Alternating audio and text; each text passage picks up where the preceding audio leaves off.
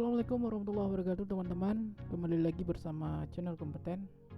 Nah teman-teman, channel kompeten kali ini hadir dengan beberapa bocoran terkait dengan soal teknis pada pemilihan P3K pada tahun 2022 ini teman-teman.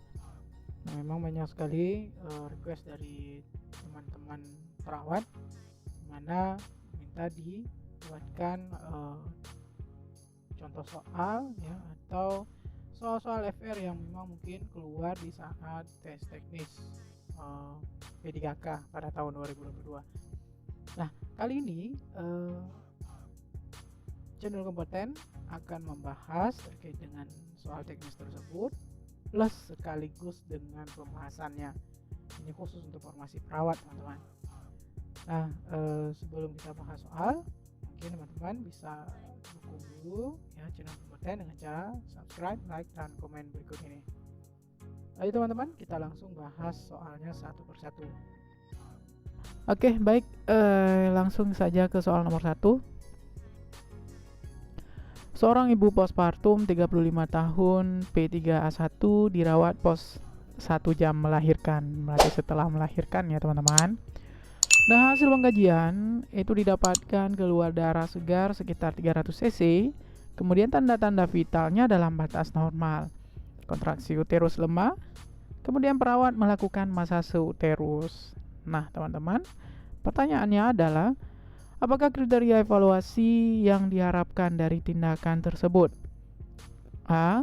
Lochia rubra keluar sesuai volume normal. B. Lochia serosa keluar sesuai volume normal. C. Perdarahan berhenti. D. Kontraksi kuat, TFU di bawah PX. Dan E. Kontraksi kuat, TFU setinggi pusat. Nah teman-teman, ini merupakan soal maternitas. Namun yang ditanyakan adalah evaluasi keperawatan di sini. Nah, menurut teman-teman nih yang akan melakukan ujian SKB, mana nih yang paling tepat untuk jawaban nomor 1? Nah, jawaban nomor 1 yang paling benar adalah E, teman-teman, yaitu kontraksi kuat TFU setinggi pusat. Nah, kenapa bisa demikian? Mari kita lihat pembahasan berikut ini. Nah, ini dia teman-teman untuk pembahasan kita untuk nomor 1. Nah, yang perlu kita perhatikan di sini adalah data fokus, teman-teman.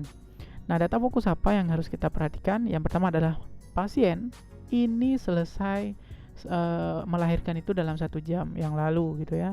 Jadi pos 1 jam melahirkan. Kemudian hasil pemeriksaan itu keluar darah segar sekitar 300 cc ya. Kemudian tanda-tanda vital juga batas normal, kontraksi uterus lemah ya. Kemudian perawat melakukan masase uterus. Nah, pada kasus kita teman-teman pada nomor 1 ya, masalah yang terjadi pada pasien itu adalah kontraksi lemah dan perawat itu melakukan masase uterus. Nah, tujuan dari masase uterus ini adalah untuk membuat kontraksi menjadi baik teman-teman, sehingga kriteria evaluasi dari tindakan yang dilakukan perawat itu adalah kontraksi kuat dan TFU setinggi pusat. Nah gitu teman-teman ya. Kemudian bagaimana jika tinjauan opsi lain yang kita jawab? Contoh misalnya opsi jawaban Lochia rubra keluar sesuai dengan volume normal. Ini tidak tepat teman-teman. Kenapa? Karena Lochia rubra merupakan pengeluaran normal pada masa nifas yang berisi darah segar dan sisa-sisa selaput ketuban. Dan ini terjadi selama 2 hari pasca persalinan. Nah, kemudian bagaimana dengan Lochia serosa keluar sesuai dengan volume normal? Nah, ini juga tidak tepat karena Lochia serosa adalah cairan nifas yang tidak berisi darah dan warnanya itu kuning, teman-teman ya. Terjadi itu di hari ke-7 sampai dengan 14 hari pasca persalinan. Jadi tidak tepat, teman-teman ya. Nah, jika untuk jawaban perdarahan berhenti, ini juga tidak tepat karena keluar darah segar pada pasien post nifas adalah hal yang wajar. Pada kasus yang disebutkan di atas ya, itu tidak disebutkan jumlah darah segar yang keluar, sehingga evaluasi perdarahan berhenti tidak tepat. ya. Nah, kemudian bagaimana opsi jawaban yang kontraksi kuat dan TFU di bawah PX ini juga tidak tepat, teman-teman. Kenapa? Karena pasien postpartum memang diharapkan kontraksinya kuat dan tujuan dari masaj uterus adalah untuk menjadi uterus kuat, ya. Nah, tetapi TFU yang diharapkan itu adalah setinggi pusat, bukan di bawah PX, teman-teman, ya. Gitu. Mudah-mudahan teman-teman bisa paham ya kenapa jawabannya itu adalah E, ya. Oke. Untuk nomor 1 demikian. Kita lanjut ke nomor berikutnya, teman-teman.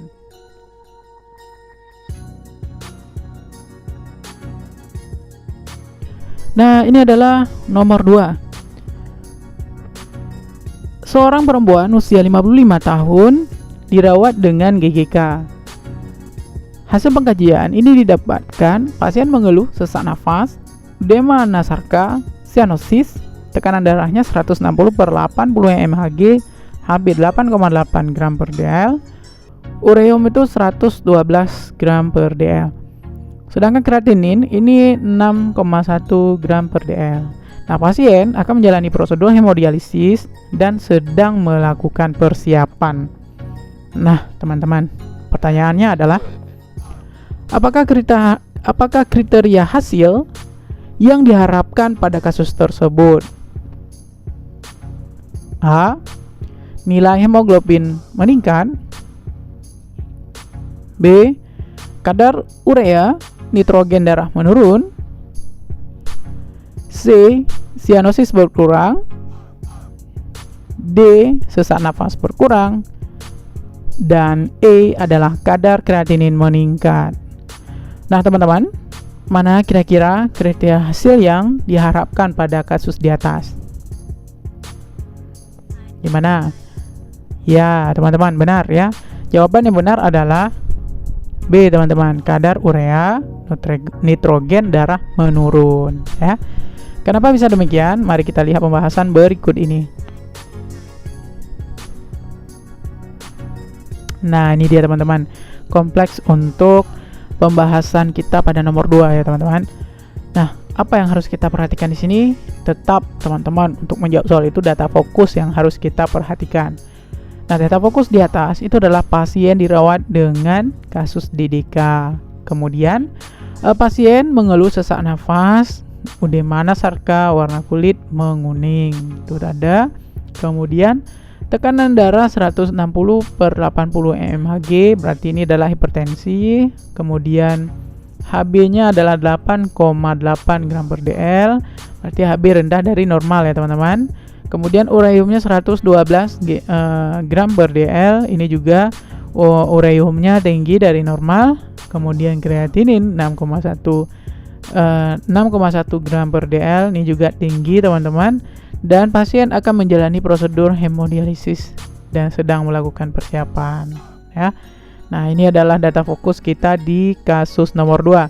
Nah, berdasarkan data, teman-teman, pasien mengalami berbagai abnormalitas. Salah satu intervensi yang dilakukan adalah prosedur hemodialisis. Nah, sebagai pengetahuan, hemodialisis ini, teman-teman, pada prinsipnya merupakan suatu proses pemisahan atau penyaringan atau pembersihan darah melalui suatu membran yang semi permeable yang dilakukan pada pasien dengan gangguan fungsi ginjal kronik maupun akut. Nah, ini adalah prinsip dari hemodialisis. Kemudian darah dan media pertukaran molekul, ya, ini dialirkan dengan bantuan mesin melalui suatu kompartemen dialisir. Nah, selanjutnya darah itu kembali ke dalam tubuh dan dialisat akan membuang setelah melewati kompartemen dialiser, ya, gitu, teman-teman. Nah, apa sih tujuan dari hemodialisis, ya? Hemodialisis ini tujuannya adalah menggantikan fungsi kerja ginjal. Nah, apa saja fungsi kerja ginjal? Ini yang pertama adalah proses ekskresi atau membuang produk sisa metabolisme dalam tubuh, misalnya ureum, kreatinin, dan produk sisa metabolisme yang lain. Nah, yang kedua, tujuan dari hemodialisis adalah menggantikan fungsi ginjal untuk mengeluarkan cairan tubuh pada saat ginjal masih sehat, ya. Nah, cairan tersebut dikeluarkan berupa urin. Nah, selanjutnya yang ketiga adalah meningkatkan kualitas hidup pasien yang mengalami penurunan fungsi ginjal. Dan yang terakhir adalah menggantikan fungsi ginjal sambil menunggu pengobatan lainnya. Ini adalah tujuan dari hemodialisis. Nah, kalau pada kasus kita teman-teman, produk sisa metabolisme seperti ureum, kreatinin ini adalah melebihi kadar normalnya. Nah, ini dibuktikan dengan tingginya kadar ureum dan kadar kreatinin. Nah, untuk itu, kriteria hasil pelaksanaan prosedur hemodialisis pada kasus ini adalah kadar ureum atau urea nitrogen darah menurun, ini, kemudian kadar kreatininnya menurun, ya. Kemudian kelebihan cairan itu membaik, ya, atau menurun. Nah, maka sesuai opsi jawaban, jawaban yang tepat itu adalah B, kadar urea nitrogen darah menurun, gitu teman-teman, ya. Kemudian bagaimana dengan opsi jawaban yang lain? Contoh, misalnya nih teman-teman, untuk kasus yang ini nilai hemoglobin meningkat. Ini tidak tepat karena nilai Hb dapat meningkat dengan prosedur pemberian Fe dosis tinggi, ya, atau transfusi darah. Selanjutnya untuk cyanosis berkurang, ini juga tidak tepat teman-teman karena hemodialisis tidak mengatasi cyanosis. Sesak nafas berkurang, ini juga tidak tepat karena sesak nafas diatasi itu dengan positioning, ya, atau posisi tidur. Kemudian terapi pemberian terapi oksigen atau membaik setelah keseimbangan cairan itu tercapai. Nah, kemudian bagaimana dengan kadar kreatinin meningkat? Ya, yang ini juga tidak tepat karena hemodialisis itu justru diharapkan untuk menurunkan kadar kreatinin. Ya, sehingga jawaban yang benar itu adalah B, teman-teman. Nah, gitu. Paham ya, teman-teman? Jadi kita lanjut ke soal berikutnya ya teman-teman.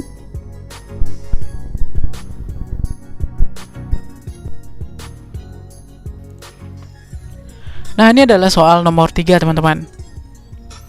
Seorang anak usia 6 tahun mengalami diare dengan frekuensi BAB lebih dari 6 kali per hari dan konsistensi feses yang cair sejak 2 hari yang lalu.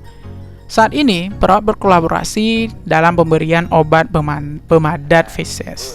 Nah, pertanyaannya teman-teman, apakah kriteria hasil yang diharapkan pada kasus tersebut? Nah, A, suhu tubuh dalam batas normal. B, kadar elektrolit serum dalam batas normal. C, kesulitan makan menurun. D, nyeri abdomen berkurang. Dan E adalah konsistensi feses membaik.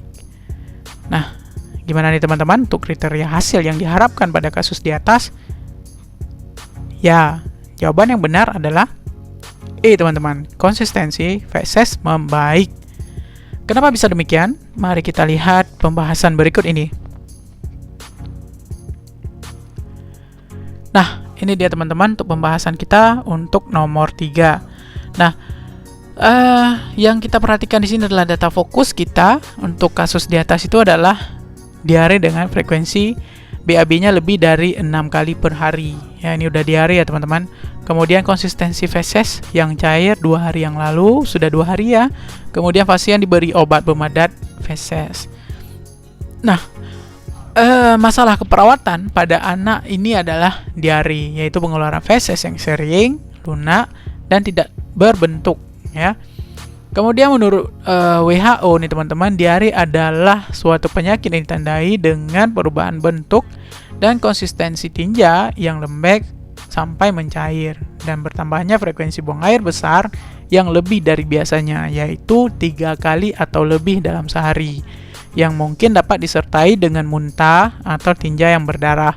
Nah, penyakit ini paling sering dijumpai pada anak balita, terutama pada 3 tahun pertama kehidupan. Nah, berarti lebih dari 3 kali ya teman-teman dalam 24 jam. Nah, tanda dan gejala yang paling sering kita temui itu adalah defikasi. Ya, defikasinya lebih dari 3 kali dalam 24 jam, kemudian fesesnya cair atau lembek. Nah, bagaimana dengan tanda dan gejala minor? Ini merupakan urgensi, kemudian nyeri nyeri atau kram abdomen, ya, frekuensi peristaltik itu meningkat, dan BU-nya itu adalah hiperaktif. Nah, berdasarkan masalah keperawatan tersebut, teman-teman, maka kriteria hasil yang diharapkan itu adalah yang pertama di sini itu adalah kontrol yang pertama adalah kontrol pengeluaran feses itu meningkat. Yang kedua, konsistensi feses itu membaik. Yang ketiga, frekuensi defekasi membaik, dan yang keempat adalah peristaltik usus membaik. Nah, seperti itu, sehingga E yang paling tepat jawabannya, teman-teman. Nah, bagaimana dengan opsi yang lain nih, seperti suhu tubuh dalam batas normal? Ini tidak tepat, ya, karena belum ada data untuk peningkatan suhu tubuh di kasus kita. Selanjutnya, kadar elektrolit serum dalam batas normal, ini juga tidak tepat karena tidak ada data, ya, tentang gangguan pada elektrolit, ya. Selanjutnya, bagaimana dengan kesulitan makan nih, ya, atau menurun, ya, atau kesulitan makannya menurun, ya. Jadi ini juga tidak tepat karena tidak ada data terkait dengan gangguan makan. Dan selanjutnya yang terakhir adalah nyeri abdomen berkurang, ini juga tidak tepat, ya, karena tidak ada data yang menyatakan adanya nyeri pada abdomen, ya. Nah, pada abdomen itu tidak ada nyeri sama sekali. Nah, sehingga, ya, pada kasus di atas, ya, yang paling tepat jawabannya itu adalah E, teman-teman, ya. Nah, gitu, ya, teman-teman. Demikian, ya, teman-teman, untuk pembahasan soal tentang evaluasi keperawatan, ya, mudah-mudahan bisa memberikan manfaat untuk teman-teman semua. Dan bagi teman-teman yang memang ada request tentang apa yang mau kita bahas, silahkan komen di kolom komentar, ya. Demikian, teman-teman, mudah-mudahan channel Kompeten bisa selalu bermanfaat untuk teman-teman semua. Jangan lupa dukung terus channel Kompeten dengan cara subscribe, like, dan komen video kami. Demikian, kami akhiri. Wabillahi taufiq wal hidayah. Assalamualaikum warahmatullahi wabarakatuh.